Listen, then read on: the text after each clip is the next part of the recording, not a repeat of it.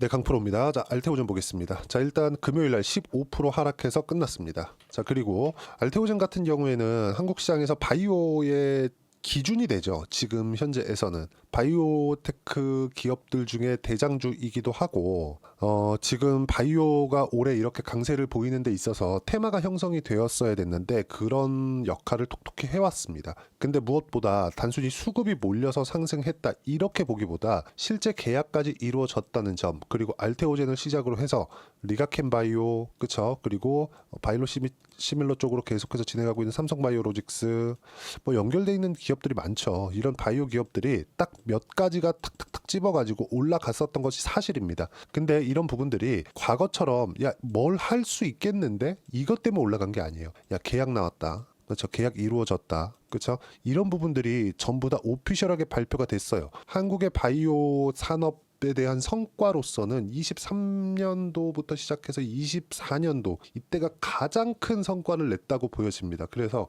이번에 나온 이 상승세는 많이 올라가기도 했지만 추가적인 상승을 다 바라보고 있었던 것도 좀 사실입니다. 근데 조정이 없을 거라고 제가 생각을 했었던 게 아니라 조정 들어올 수 있겠는데, 근데 단기간의 조정은 너무 가팔라요. 근데 여기서 하나를 점검을 하고 갈 겁니다. 오늘 전체적으로 머크와의 계약권, 그리고 머크가 처한 상황, 그리고 머크와 알테오젠에 대한 관계, 이런 부분을 타임라인을 쭉 우리가 점검을 해보면서 어떤 식으로 봐야 되는지 이걸 보자고요.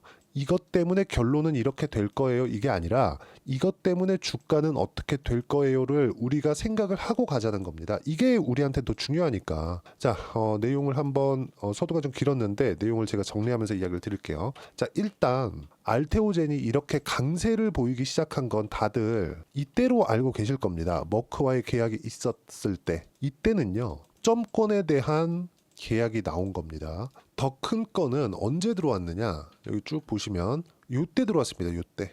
그렇죠. 이때부터 머크와의 무언가 이 계약권이 있을 것이다, 이런 부분들이 있었어요. 그리고 쭉 왔는데 실제 발표가 되어 있지 않았을 때였습니다. 야, 여기 머크하고 뭐 있는데, 이런 내용들이 있었을 때예요. 근데 야, 실제 계약을 했고 그 계약 당사자가 누구인지 밝히지 않았던 부분이 있었고, 그렇다 보니까 일종의 세론, 그리고 시장도 많이 올라왔고, 그쵸. 바이오 기업들도 뭐 여러 가지 좀 그 내용들이 있었어요, 이때. 그 코로나 당시에 단기간에 많이 상승하는 부분이 있었다 보니까 실제 계약 당사자가 누군지 밝혀지지 않았고, 그래서 주가가 쭉 빠진 겁니다. 그쵸. 예전과 같지 않느냐, 이런 부분들이 발생해서요. 근데 쭉 지나오다 보니까, 그쵸, 금리 뭐 인상기 인플레이션 관련된 내용들이 쭉 지나서 23년도가 딱 된 겁니다. 20년 말 그리고 21년 초반까지 바이오 기업들이 강세를 보이다가 거의 한 2년 정도 긴 거예요. 그리고 나서 여기서 23년 9월 달에 신고가를 딱 갑니다. 이때까지만 하더라도 별 내용이 없었어요. 근데 여기서 어떤 부분이 발생했느냐, 과거에 있었던 모멘텀까지 전부 다 반영하는 그런 부분이 발생을 한 겁니다. 여기서 뭐였어요? 과거에 있었던 그 계약 당사자가 머크였다. 그쵸? MSD예요. MSD. MSD는 키트루다를 만든 빅파마입니다. 미국의 제약사. 그쵸? 글로벌 제약사 순위권에 들어가요. 여기서 어떤 공시가 나왔느냐? 독점권을 우리가 가지고 오겠다. 그 이유가 있습니다. 이때 지금 문제가 될 것 같은 이 찌라시가 돈 내용이 있죠. 할로자임이 알테오젠보다 SC 제형 기술을 먼저 만들었다. 근데 그런데도 불구하고 할로자임이 특허가 2030년에 끝납니다. 2030년. 근데 알테오젠의 특허는 2040년에 끝나요. 2040년, 10년이 더 길죠. 그래서 알테오젠하고 계약을 한 거예요. 여기까지 들어보면 야, 이거 문제 있는 거 아니야? 이렇게 생각하실 것 같아요. 그리고 나서 주가가 쭉 올라왔고, 최근에는 무슨 일까지 있었죠? 여기 11월 11일 날 시장이 엄청나게 안 좋은데도 불구하고 어떻게 됐습니까? 15%까지 상승을 했죠. 이런 상황이 나온 이유는 왜 나왔냐면 ADC 쪽으로, 그쵸, SC 제형을 확대시키겠다. 그리고 실제 이걸 4천억 원에 계약까지 나왔어요. 그러면서 야, 이거 키트로다뿐만이 아니라 ADC 쪽까지 점령하는 거 아니야? 이런 부분들이 발생을 한 거예요. 언제까지? 2040년까지. 그렇죠? 이런 부분들이 발생한 거예요. 지금 2040년이면 15년 남았어. 15년. 이런 상황이 된 겁니다. 근데 여기 딱 보자고요. 타임라인을 한번 볼게요. 지금까지 이 길게 본 타임라인은 이렇게 되고, 최근에 11월 들어서 어떤 부분이 있었냐면 12일 날이면 12일 날 머크에서 할로자임의 특허 무효 소송 심판을 제기합니다.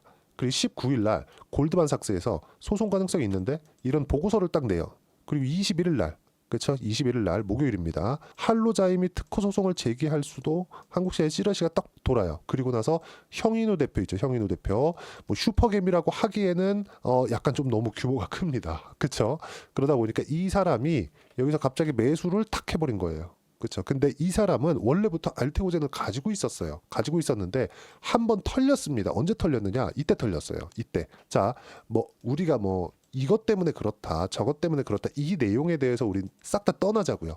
타임라인에 대해서 일단 알고 있자. 이 부분에 대해서 이야기를 드린 겁니다. 자, 그럼 여기서 형인우가 어떤 사람이냐? 요 사람입니다. 요 사람 쭉 보면 형인우, 그렇죠? 스마트앤그로스 대표이사. 여기 보시면 스마트앤그로스 알테오젠 5% 이상 공시 내용 11월 21일 기준에서 나왔다. 자, 그럼 여기서 우리가 이걸 보자고요. 여기서 형인우 대표가 왜 여기서 알테오젠을 팔았는지, 판 게 아니라 팔린 겁니다. 팔 수밖에 없었어요. 왜?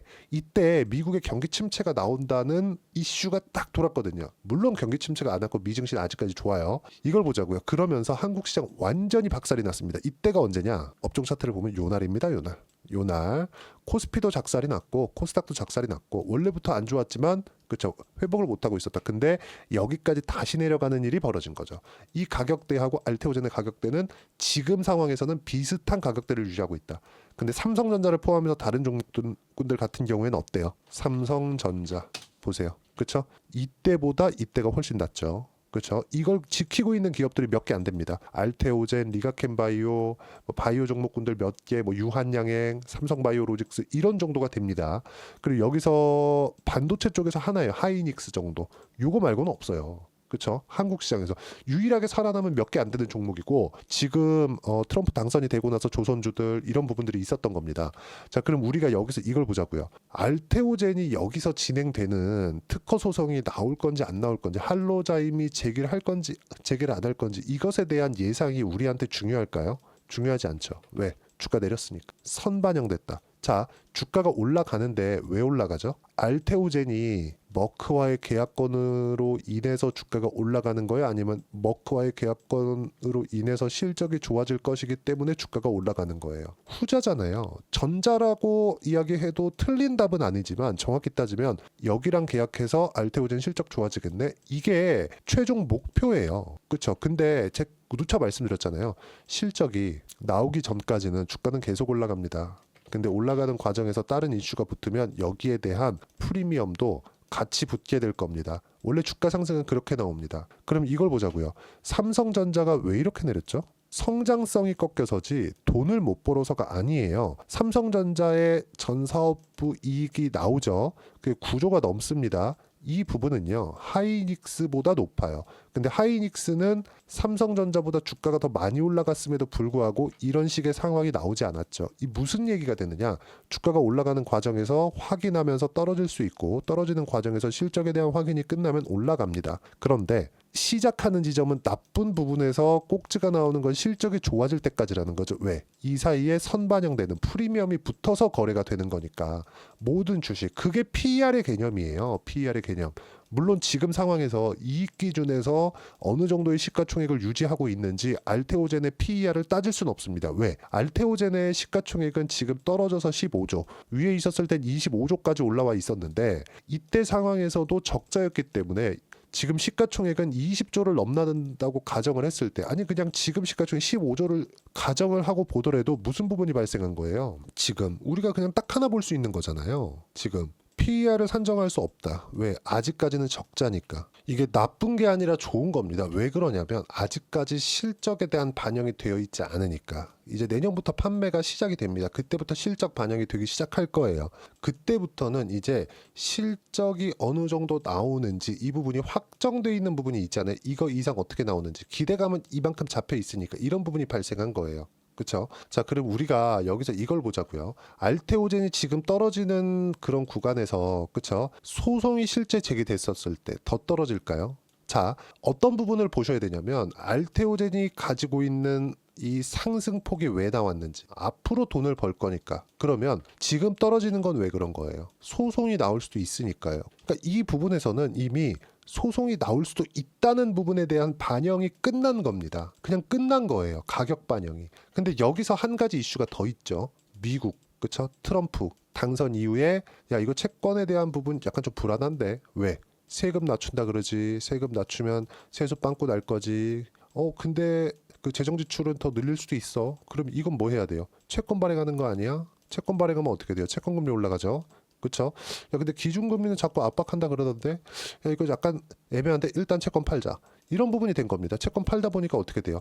채권에 대한 수요가 줄게 되고 발행량은 계속해서 유지되거나 늘어나니까 채권 금리가 폭발적으로 올라가 버린 거죠. 그래서 지금 4.5%입니다. 10년물 채권이. 이런 부분들이 오늘 토요일 오전에 다 끝나는 내용들이 나왔습니다. 어디서 나왔느냐? 재무부 장관에 대한 인선이 끝났거든요. 이게 뭐 이 사람이 된다 안 된다에 대한 문제는 필요 없습니다. 왜? 이미 트럼프가 결정을 했기 때문에. 그렇죠? 자, 그럼 이게 무슨 일이 되느냐? 왜 제가 이런 얘기를 드리느냐? 보세요. 요거예요. 재무장관의 베센트 트럼프 333 정책 편다. 자, 내용 보세요. 예산 적자 GDP의 3%로 줄이고 성장률은 3%로 올리고 석유 생산은 300만 배럴 늘리자는 내용이 핵심이다. 석유 생산을 늘리면 뭐가 낮아지죠? 유가 하락. 예산 적자 GDP의 3%로 줄이겠다. 재정 적자를 줄이겠다. 이거 뭐예요? 채권 발행을 더 이상 늘리지 않겠다. 그럼 어떻게 돼요? 금리는 낮아진다. 뭐가? 채권 금리가. 그리고 파월 같은 경우에도 갑자기 0.5%, 0.25% 내리다가 야 이제 뭐 금리 낮추는데 뭐 급할 필요 없어 이렇게 얘기하잖아요. 이 얘기를 왜 했냐면 트럼프가 당선이 됐기 때문에 그렇습니다. 트럼프는요. 분명히 후보 시절에 당선되기 전에 이야기를 했습니다. 내가 갈 때까지, 즉 선거가 결정이 날 때까지 금리 건드리지 마 이렇게 얘기했거든요. 근데 진짜 돼버렸네. 진짜 돼버리니까 파월은 어떻게 돼요? 0.5% 그냥 내려버렸는데 어떻게 됩니까? 파월은 머쓱해졌죠. 그러니까 내가 됐을 때 내가 내릴 거야 이 내용이었는데 파월은 머쓱해진 겁니다. 그렇죠? 그리고 났는데 지금 와서 보니까 야 금리 낮추는데 뭔가 좀 그럴 거 없어. 근데 트럼프가 와서 결정하겠다는 거지. 트럼프는 원래 트럼프 1기 때도 야 금리 올리지 마라, 낮춰라, 계속 낮춰라 이 얘기를 계속 해왔었다고요. 그러니까 이런 부분은 그냥 걱정할 필요가 없어요. 근데 채권 금리가 아까 전에 제가 선반영 관련돼서 이야기를 드린 것처럼 무슨 일이 발생하냐면은 선반영은 앞으로 돈 벌 수 있을 것 같아서 주가가 먼저 올라간다면 채권 금리 같은 경우에는 야 금리 낮아지겠네. 지금 5.5%네.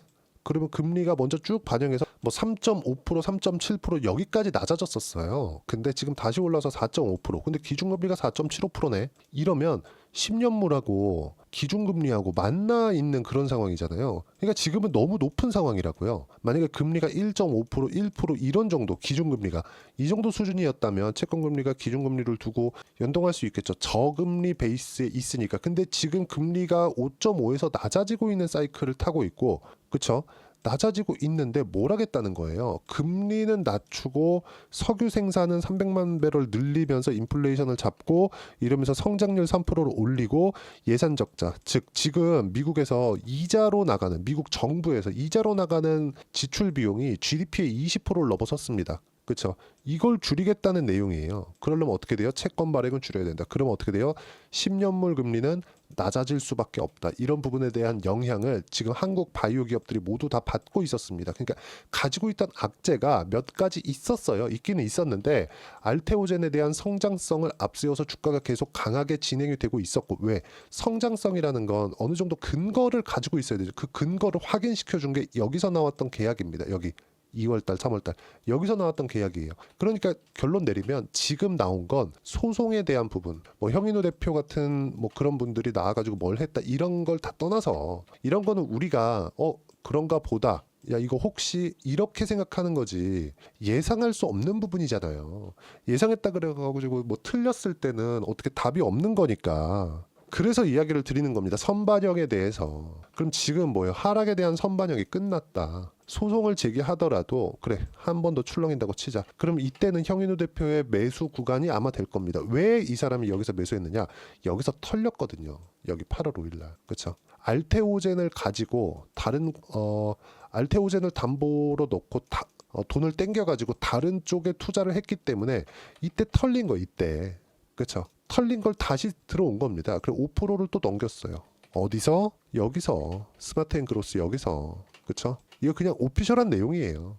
그쵸? 자, 그러면 지금부터 여러 가지 뭐 악재시 되어 있었던 그런 내용들이 이제는 일단락되고 끝나가고 있다. 전 다 끝났다고 생각을 합니다. 월요일부터는 어느 정도까지 이제 뭐 바닥이 나오는 그런 움직임이 나올 거고, 그리고 이렇게 급하게 떨어지잖아요. 이런 식으로 떨어지는 이 상황을 만들지 않습니다. 조정이 너무 빨리 끝나요. 이런 정도면. 그리고 이 내용을 제가 계속해서 이야기를 드리고 있어요. 뭐 지난주 같은 경우에도 제가 강하게 보고 있었던 종목군들이 바이오, 조선 이렇게였거든요. 근데 바이오는 알테오젠이 지금 이러고 있으니까 바이오는 아직까지 매수를 안 하고 있어요. 조선 같은 경우에 어때요? 이번 주부터 매수를 시작을 했습니다. 자, 내용 보시면, 자, 11월 18일 삼성전자 자사주 매입 10조 시장 안정화, 약했던 대형주가 반등하면서 상대적으로 약세를 보인 바이오, 이번 주 바닥 나온다.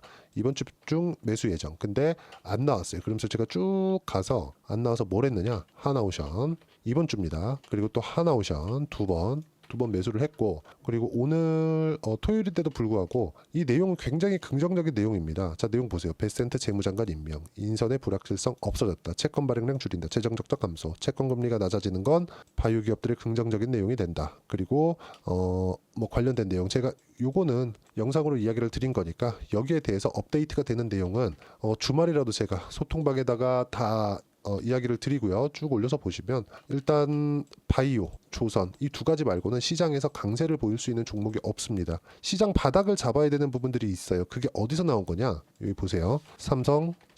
삼성전자가 5만 원 이하로 떨어져서 뭐 3만 원 가고 4만 원 가고 이럴 수 있는 상황이 아닙니다. 절대 그렇게는 안 나와요.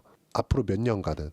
근데 삼성전자가 올라가는 과정에서 지금 뭐 6만 넘을 수 있겠지. 7만 원, 8만 원 이렇게 갈 수 있다? 이것도 불가능합니다. 그러면 삼성전자는 올라가면 떨어지고 내려가면 올라가고 저가에서 박스권을 계속해서 그려가게 되겠죠. 그러면 시장도 가두리에 갇히게 되겠죠. 그럼 삼성전자 관련된 모든 종목군들은 올라갈 수 없다는 게 되겠죠. 한국 시장에서 강세를 보일 수 있는 종목군은 바이오, 조선 말고는 없습니다. 근데 조선 같은 경우에도 어느 정도까지 상승세가 나왔습니다. 지금은 시장이 어느 정도 안정화를 찾기 위해서는 뭘 해야 돼요? 알테오젠이 올라와야 돼요. 알테오젠을 포함해서 바이오 기업들. 그리고 그게 마지막까지 강했었던, 그쵸? 이게 뭡니까 이게? 신고가, 주도주 이런 종목군들을 노려야 된다. 그리고 뭐 키투르나 관련된 내용이나 이런 부분들은 머크가 더 급하다. 그쵸? 이런 부분들에 우리가 생각을 하면 될 것 같고, 이런 내용들을 여기 소통방에서 제가 하나하나 이야기를 드리고 있고, 장중에 어떤 식으로 봐야 되지 실시간 타점까지도 실시간으로 소통방에서 이야기를 드리고 있고, 다 무료로 진행하고 있으니까 소통방 들어오시면 되고, 소통방은 다 무료예요. 그쵸? 돈 안 받습니다. 그래서 구독과 좋아요만 눌러주시면 되고, 제가 입장 링크를 보내드릴 수 있게 여기 010-8713-1916으로 구독이라고 문자 보내주시면 소통방 입장 링크 순차적으로 공유를 해드리도록 하겠습니다.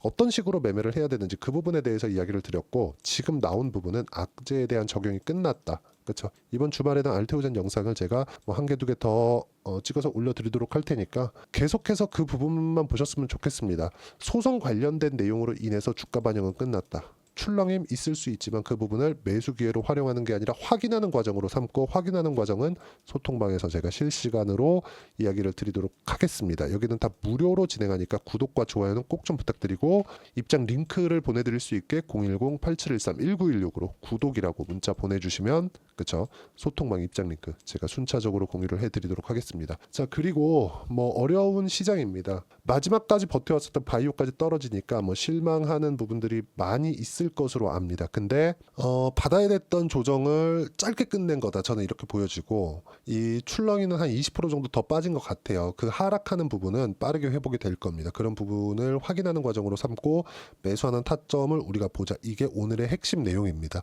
소송이 끝나고 뭐 소송을 한다 안 한다 이거 내용은 이미 반영이 됐어요. 소송한다 그래서 장중에 그냥 바닥 딱 찍고 그냥 끝나는 거예요. 그리고 이 내용에 맞춰서 어떤 식으로 봐야 되는지를 얘기 드린 거니까, 이해가 안 되면 소통방으로 들어와서 같이 배우시면 되고, 무엇보다도 어려운 시장인 만큼 알테오젠과 함께, 그쵸? 어떤 종목을 봐야 되는지 연말 연초에 딱 한 종목만 제가 준비를 해놨으니까 영상 끝까지 시청하시고요. 모든 분들이 성공 투자하셨으면 좋겠습니다.